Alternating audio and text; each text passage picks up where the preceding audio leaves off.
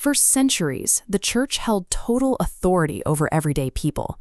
Questioning official doctrine or doubting a papal decree carried a swift and brutal penalty. People lived with a paralyzing view of God. They were taught that forgiveness required agonizing physical penance, long pilgrimages to holy shrines, and midnight vigils on cold stone floors, leaving an exhausted population desperate for relief. The ruling church operated with a policy of complete erasure. Councils decreed that any expression of dissent and every manuscript containing unauthorized ideas must be hunted down and burned. This control extended to the calendar itself. The church mandated that Sunday be strictly honored as a holy day, while ordering that the biblical Sabbath, the seventh day, be actively profaned. Under this suffocating religious monopoly, preserving the original teachings of Christianity required believers to vanish and build a covert network outside the reach of Rome. Those dissenters found their refuge beyond the jurisdiction of the church, settling in the remote, high-altitude valleys of the Piedmont region. These independent believers, known as the Waldenses, rejected the supremacy of the Pope. They chose instead to maintain the original apostolic faith handed down by their ancestors. Living entirely surrounded by towering peaks, they drew a direct line between their physical environment and their theology.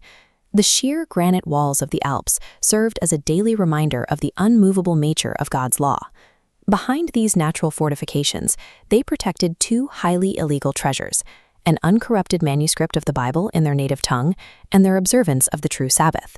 These severe landscapes provided a secure headquarters for what became known as the Church in the Wilderness, an untouchable base from which they would challenge the most powerful institution on earth. Life in these mountain valleys was defined by severe agricultural labor and extreme self-denial. Parents raised their children with the clear understanding that their faith would likely lead to a martyr's death. Because of this reality, their schools did not focus on standard academics. They were designed to prepare the youth for a life of high-stakes underground operations. Children underwent intense conditioning. They were taught strict emotional control, learning very early how to endure hardship and, critically, when to remain absolutely silent. The stakes required absolute discipline. A single careless word overheard by an inquisitor could expose their entire network, leading to the slaughter of hundreds of their people. Because physical copies of the Bible were incredibly rare and dangerous to carry, the core of their education involved committing massive portions of the Old and New Testaments perfectly to memory. To survive, they turned their own minds into indestructible living vaults, securing the scriptures in a place where inquisitors could never burn them. When they did produce physical texts, the work happened in deep underground caverns, hidden from sight and lit only by torches. Here, pastors and youth painstakingly copied out the Holy Scriptures by hand, translating them verse by verse into their common language. To transport these texts safely, they carefully sewed individual manuscript pages deep into the inner linings of their coarse, travel-stained clothing. These hidden fragments were the ultimate contraband. Carrying them was an act of high treason against a religious empire that relied on keeping the written word out of the hands of the public.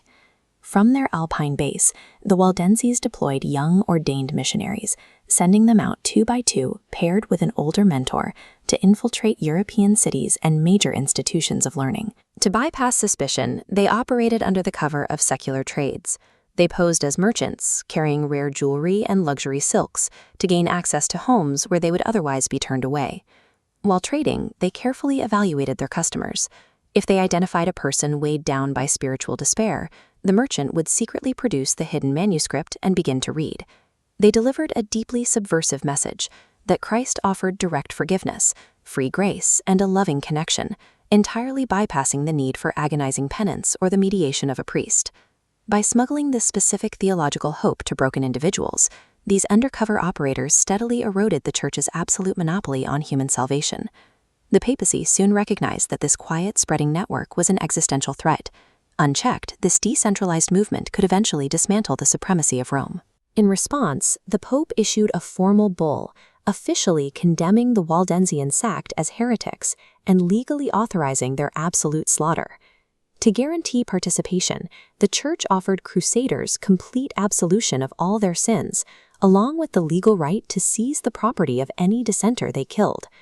catastrophic violence swept through the Alps. Armies laid waste to fertile valleys, burned homes, and hunted believers like prey across the snow-covered forests. To maintain its power, Rome resorted to mass murder. Meanwhile, the persecuted peasants responded with an unyielding constancy that honored the very teachings they were dying to protect. Despite the endless crusades and the scorched earth tactics, Rome's policy of extermination failed. The Waldenses never stopped copying the scriptures, and they never stopped sending out missionaries. Their scattered manuscripts and martyred lives successfully planted the theological seeds that would later ignite the work of Wycliffe, Luther, and the Protestant Reformation. These believers stood firm when survival seemed impossible. Looking at their quiet defiance, what unalterable truth are you willing to sacrifice everything to preserve?